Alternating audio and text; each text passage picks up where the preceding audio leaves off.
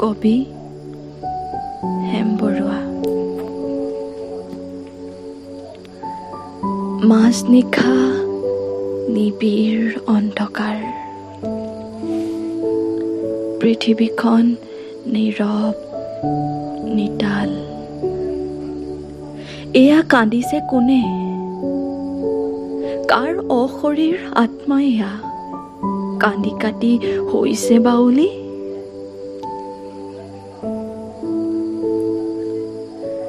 বানপানীয়ে লৈ গ'ল সকলো মষিমূৰ কৰি।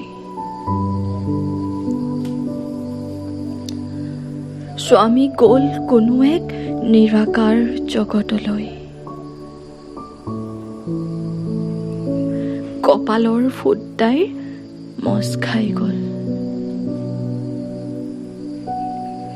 অকণমান পোনাকণে বুজা নাই একো। সি সোধে, আই দেউতা আজি নাহে নেকি বাৰু? বানপানীৰ গৰাহৰ পৰা বুকুত সাৱটি লৈ মাতৃয়ে কয়, শুই থাক সোণৰ পুতলি মোৰ, শুই থাক মোৰ কোচতেই থাক শুই। ৰাতিপুৱাবলৈ আৰু সৰহ পৰ নাই। নেকান্দিবি বাছা ধন, এই আন্ধাৰ জাকৰ সোনকালেই মৃত্যু ঘটিব।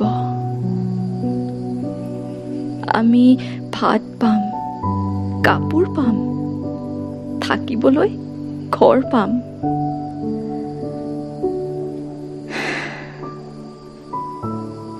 সেই আশাকে বুকুত বান্ধি আমি জীয়াই থাকোঁ।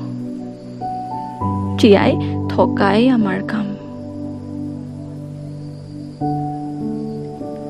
আশা আছে বাবেই পৃথিৱীখন ইমান